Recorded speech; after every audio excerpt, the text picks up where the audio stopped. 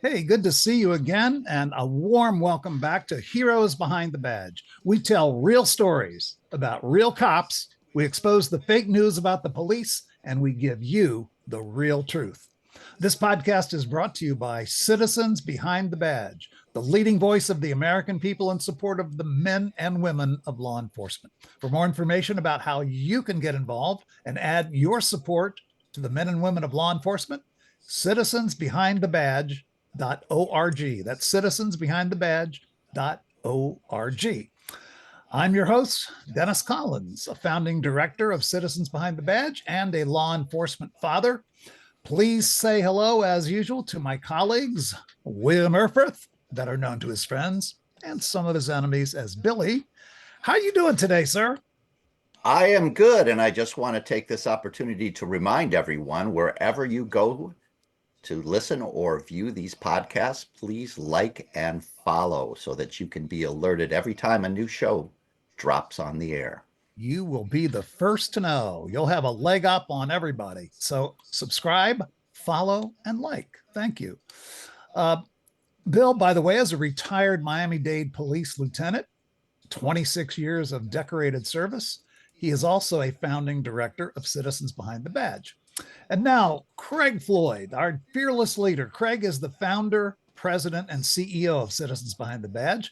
You probably know Craig as the founding CEO emeritus of the National Law Enforcement Memorial and the Police Museum in Washington, D.C. Craig, thanks again for our fancy uniforms. I'm loving these uniforms, man. Thanks for outfitting us here. We just have to get together on the uniform of the day, I guess. We look really sharp, if I may say so, Dennis. But our brand, we have Heroes Behind the Badge podcast, and then we have Citizens Behind the Badge, the organization that produces this podcast. And just a reminder to everybody, if you go to our website, citizensbehindthebadge.org, you're going to hear all the older podcasts that we've done.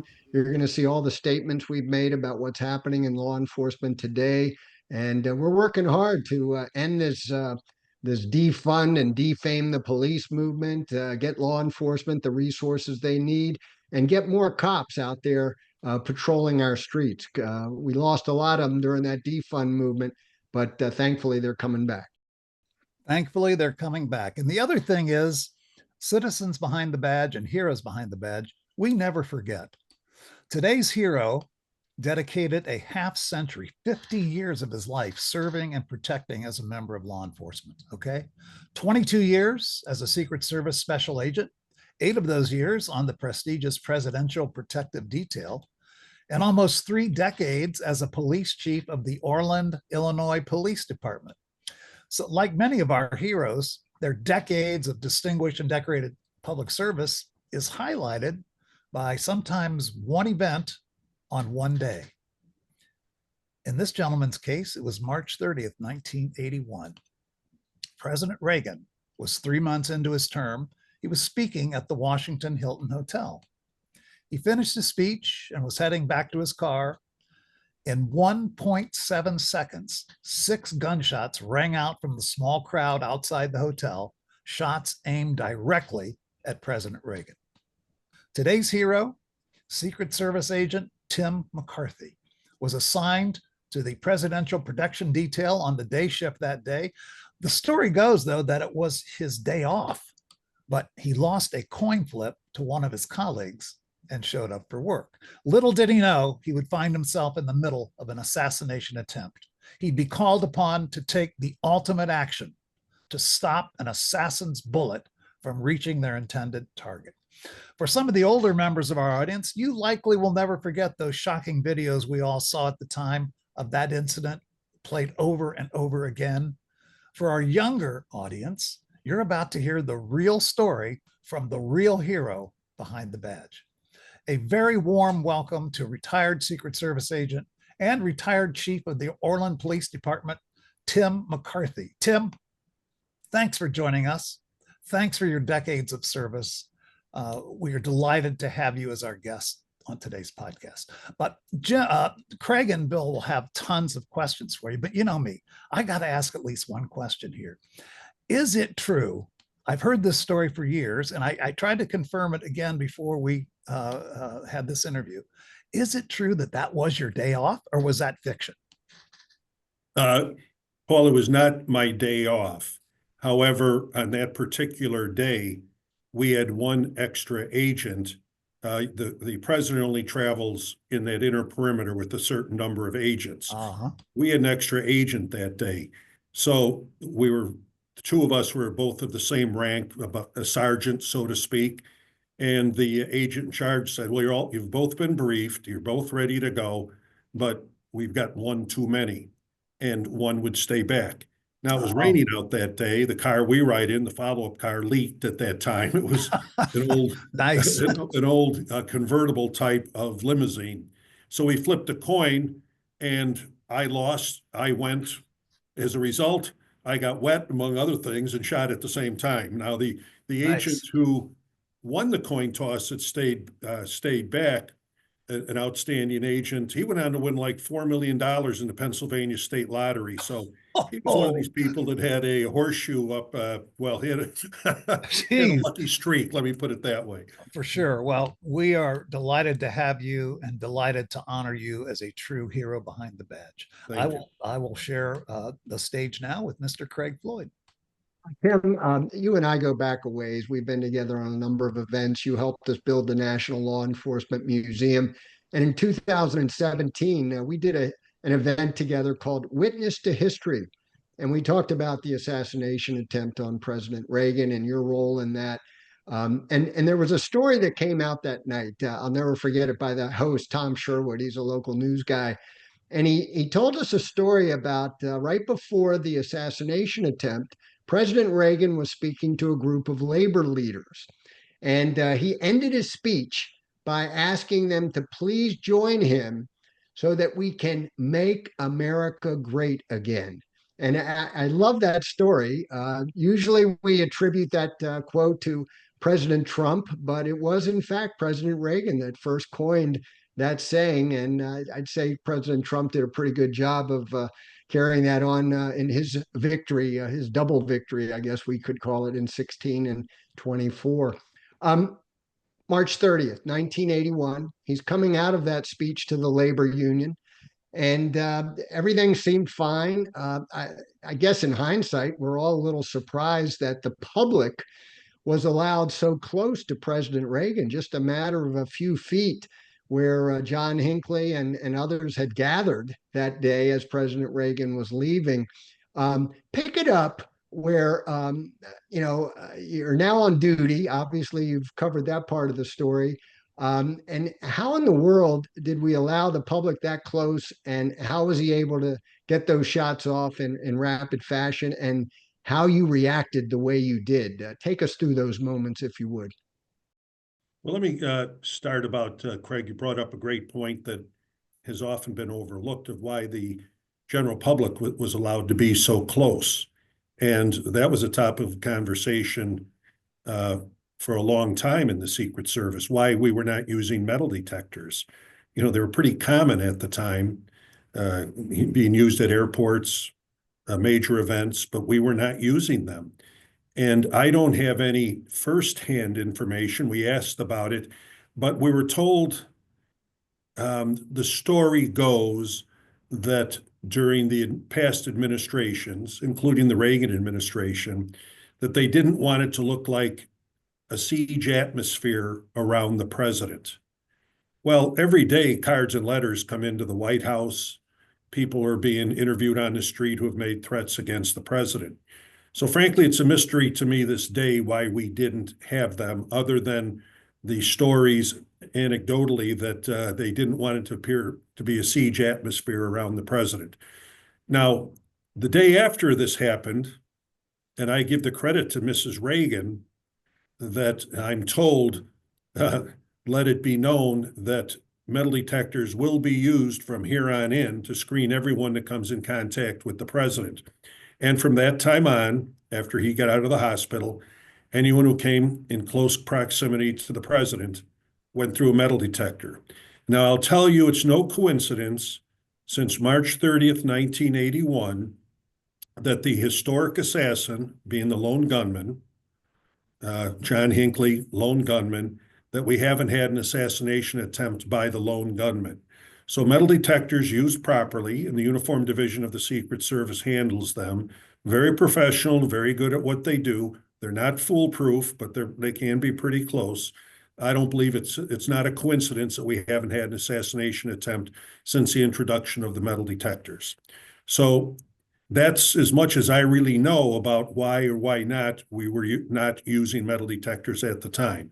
And they can be used anywhere. They operate on batteries, generators, so you can be in the middle of a farm field and still use metal detectors. They're very versatile.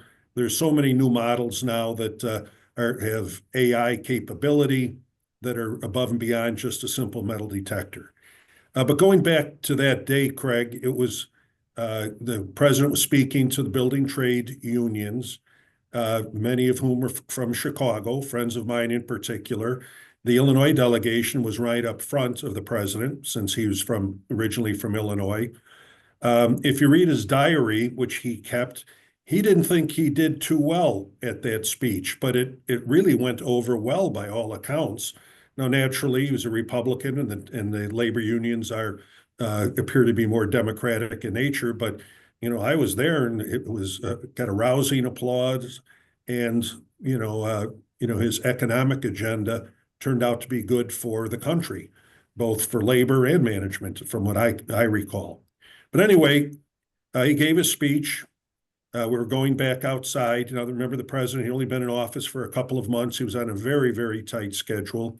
So there was no information when we did our briefings that he'd work a rope line. It was right back to the limo, back to the White House.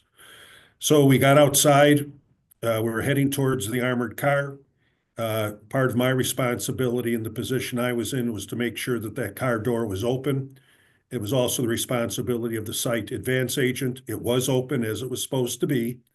And we were approaching the car. And you have to have your head on a bit of a swivel, because even though the briefing was going straight to the car, no rope lines, you never know if that's going to happen or not. And everyone is naturally yelling, "Mr. President, Mr. President." So I looked at the president, tried to get an idea what he was doing, looked back at the crowd, and just as we were within feet of the protection of the armored car, as well as the armored door of the car, which opened backwards on that older model car, John Hinckley pushed himself forward and fired his 6 rounds in about 1.5 seconds. And that was out of a revolver, not out of a pistol. And he hit 4 people. And, Tom Delahanty was hit in the back of the neck. Jim Brady was hit literally between the eyes on his forehead, later killed him. But however, John Hinckley was found not guilty by reason of insanity. So even though it became a homicide, he could never be tried for it. I was hit in the right chest, and the president was hit under the left armpit by the 5th round that ricocheted off the right rear quarter panel of the car. Jerry Parr and Ray Shattuck were pushing the president into the armored car. He had his hands out in front of him to cushion the blow, and that ricochet round hit him under the left armpit. And it was many years later when the AMA, the American Medical Association, actually released all of the medical records to show how close the president actually came to death. During his time in the emergency room and so forth, there were some moments when he was in very, very critical condition.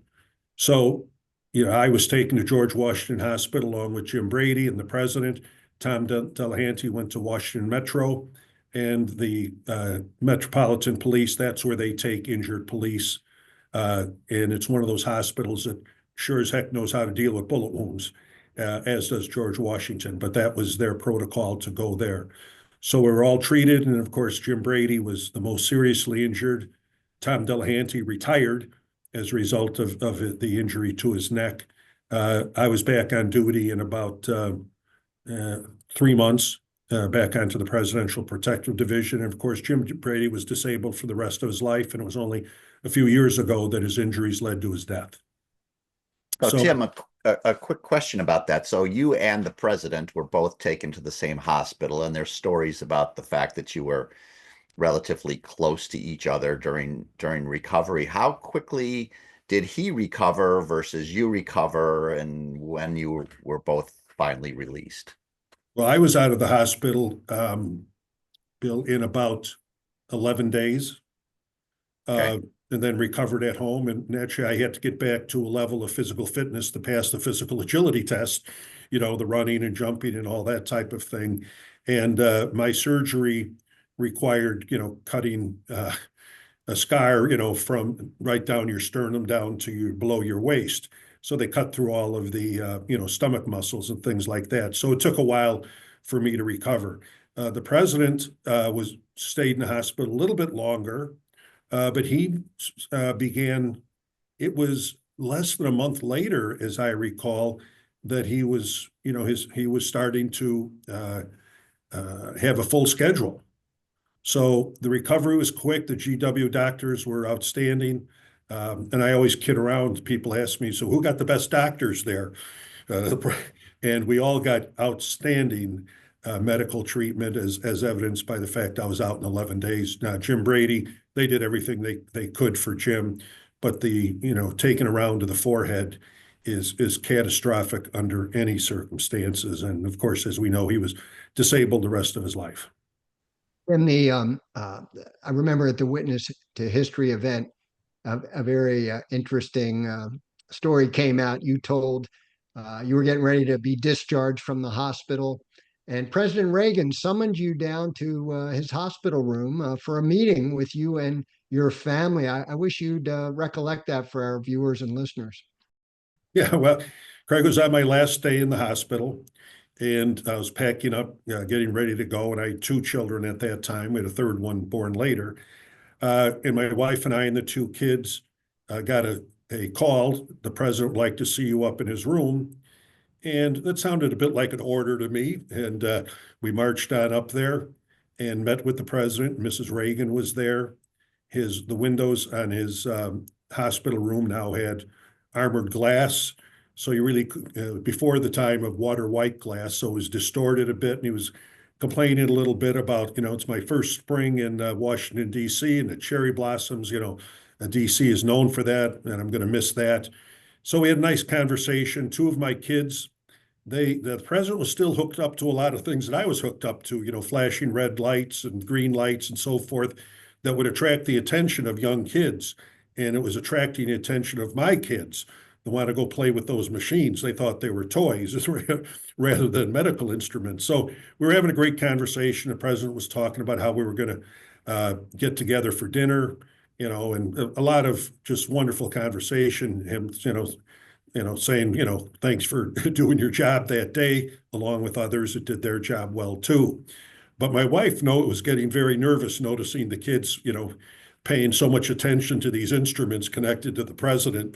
And I would see she was getting nervous. So all of a sudden, well, we better get going. And it was a great conversation with the president. So we're just heading out the door when the president stopped and said, "Hey, Tim, wait a minute. Listen, it was Reagan, McCarthy, Brady, Delahanty. What the hell did this guy have against the Irish?" And I think the moral of that story was, in critical incident trauma, there's a theory that people who go through a critical incident a third of the people can never go back to their job again and perform the way they once did. Another third, it only mildly affects them. And another third, it doesn't affect them at all. And the president was a great example that he was able to find humor and some good in what was a terrible, terrible tragedy. So that was a great example for me. And one of the reasons, and my father was a sergeant in the Chicago Police Department, and all of our neighborhood were police or fire in the south side of Chicago. So this type of thing was not unheard of growing up, though I never thought it would happen to me. But he was a great example of how to, get back on your feet and get back on the job. And, I was only about 31 years old at the time, and I guarantee I wasn't ready to retire by any stretch of the imagination. And so went through recovery, rehab, and was back on a job about 3 months later. So after that, and oftentimes in different agencies, after you're involved in a shooting situation or wounded or critical incident, you get a nice cushy position after that. What happened for you? No, there was no cushy position.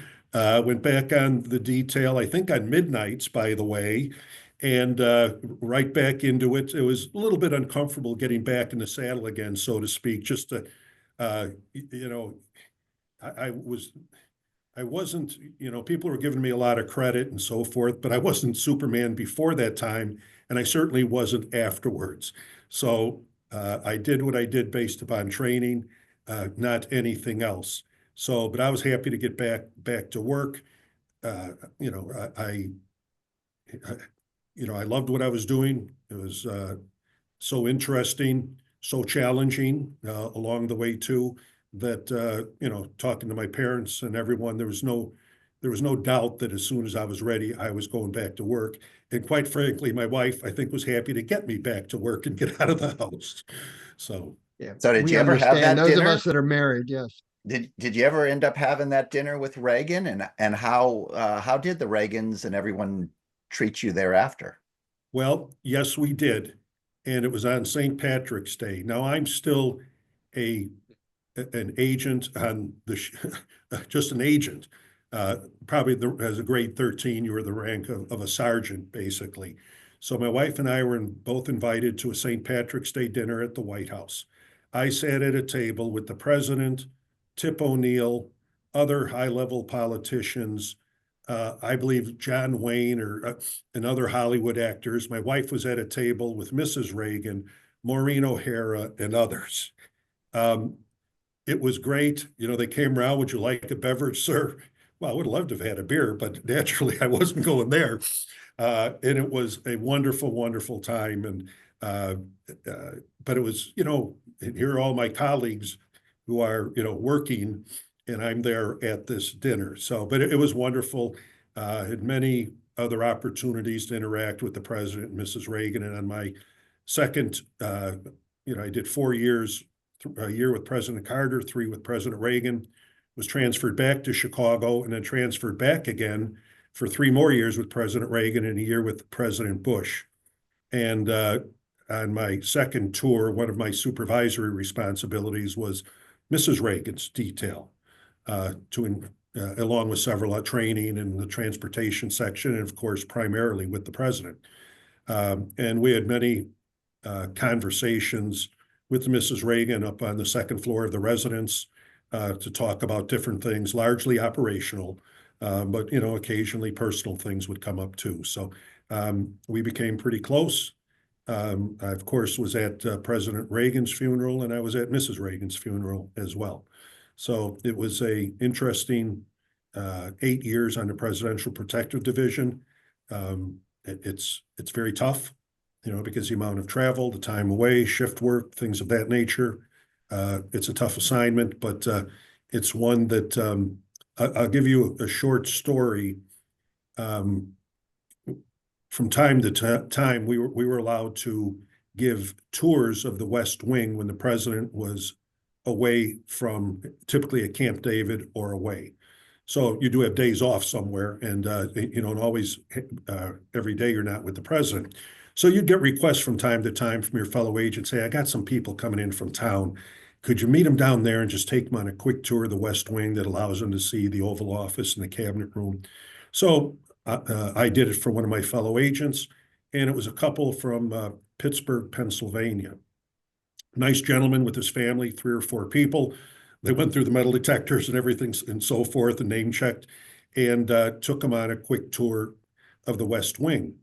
And we came out, and he turned to me and he said, Tim, he said, I've got many millions of dollars. I own numerous companies, and he was letting me know how wealthy, rich, maybe influential he was, not in a bad way, because he said, but you know what? You've got that badge on, and you can go right into that Oval Office, and you can go right into this White House complex, and I can't do that. And he says, boy, it's really, and he was doing it just remarking, of reminding me and others what a privilege. It's a tough job, don't get me wrong, but the privilege is extended to you as a result of that position. So he wasn't bragging by any means. He was just, making a comparison. Tim, I want to go back a bit to the shooting itself. I was struck by the fact that when I met you back in 2017, we were talking about this incident, and you remarked that, here your job is to take a bullet if necessary to protect the president of the United States, yet you were not wearing a bullet-resistant vest. That's one of my pet peeves. Every officer needs to be wearing his vest. Every officer needs to be wearing their seatbelt when driving a vehicle. And a lot of them don't. And back in 1981, it might not have been as popular as it is today among law enforcement, but you were not wearing your vest. And I'm just curious as to why, and has that changed over the years? Well, my wife asked that too, Craig, why I wasn't wearing it Sure. that day. And we were all fitted with vests. We had them. Now, the vests back then in 81 aren't anywhere near as good as the ones we have now in 2025 that are more flexible.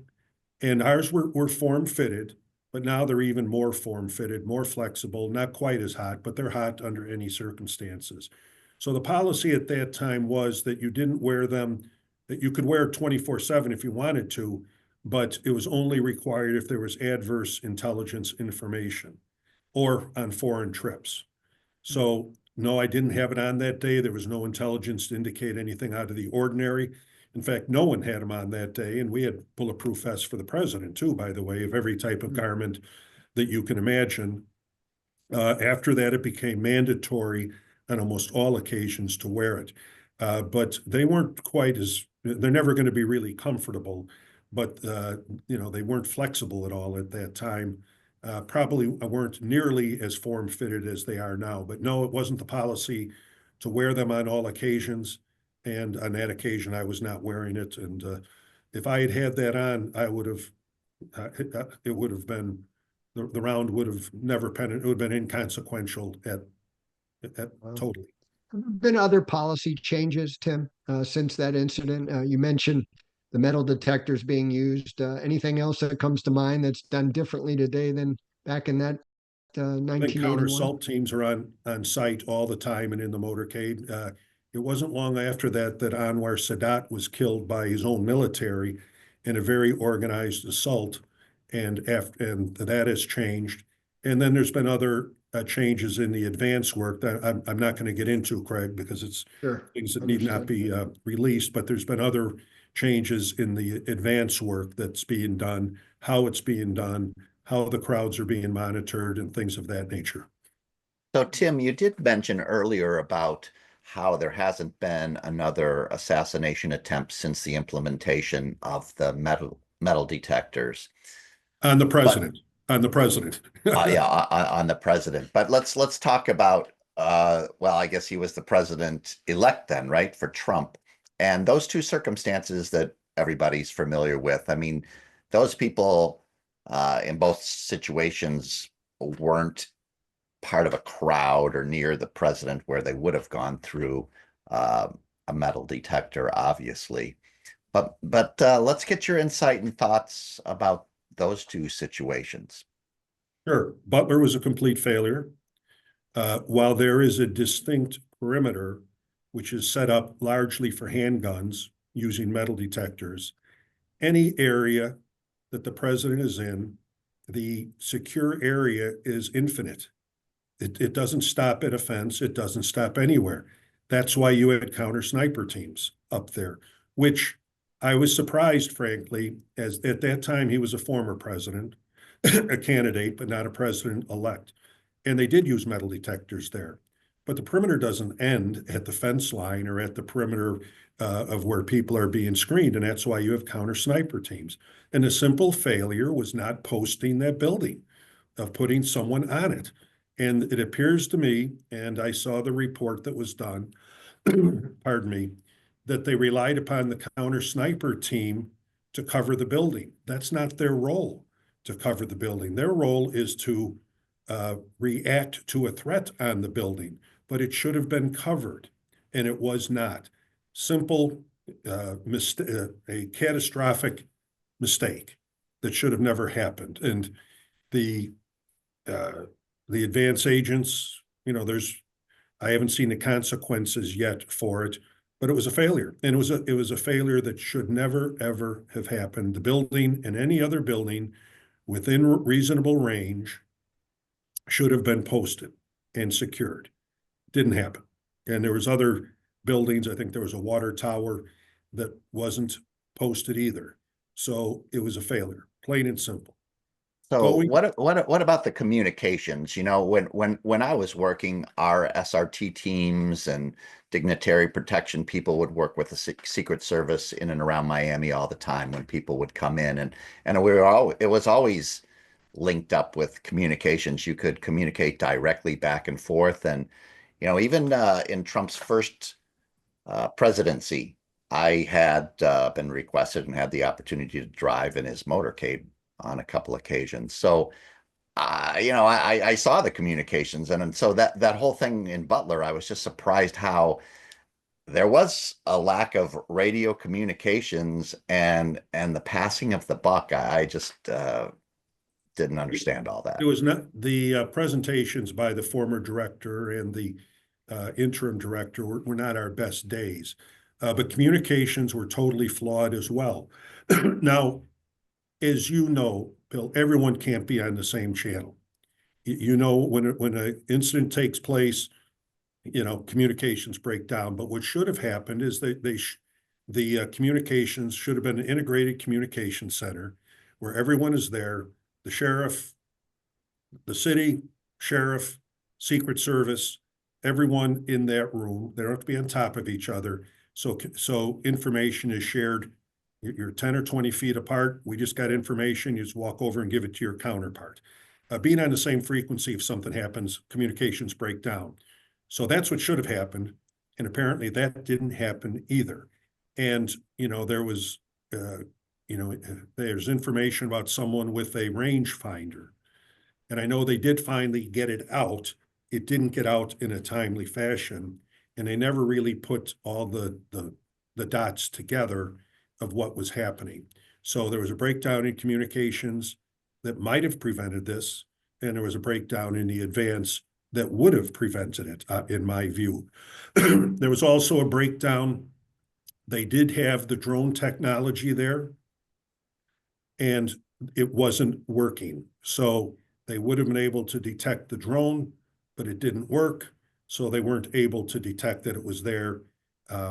So there was multiple breakdowns, but the biggest one was if someone had been posted on that building, in spite of all the other mistakes that were made, it would have largely probably prevented it, or there would have been a shootout between the gunman and the officer posted there. So total breakdown, a lot of inexperience, a lot of inexperienced agents there that might have been thrust into roles that they really weren't prepared for.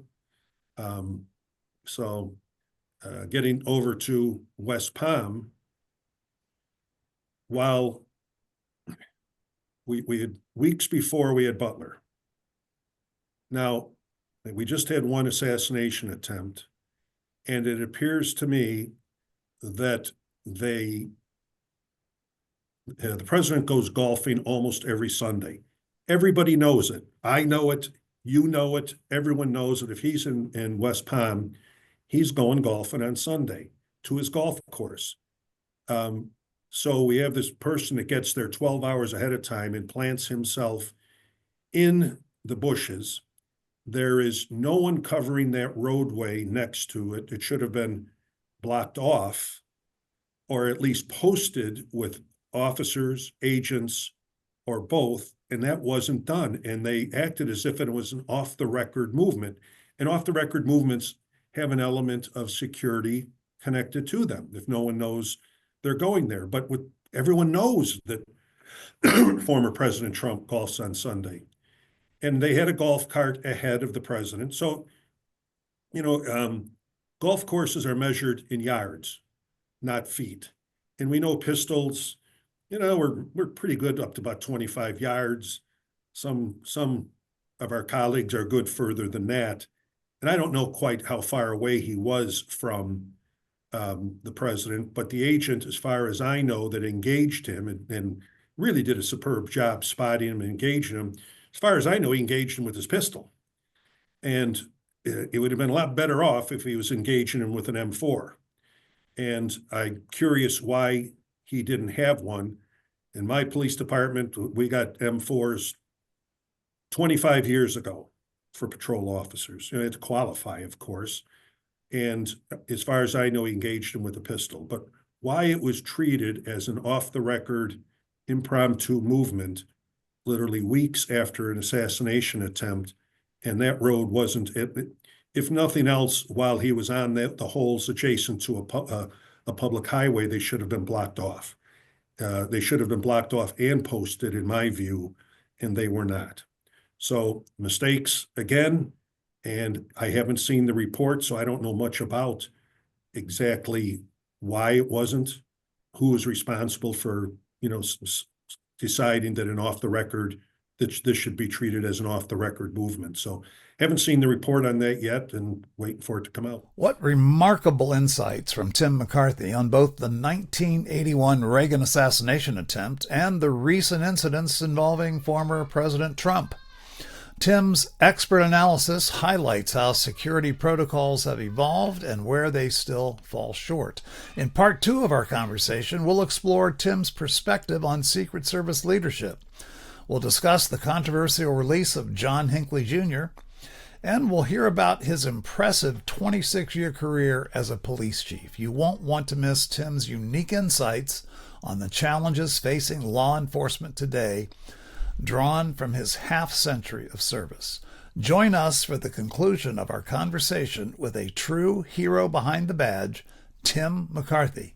This is Dennis Collins for Heroes Behind the Badge, brought to you by Citizens Behind the Badge.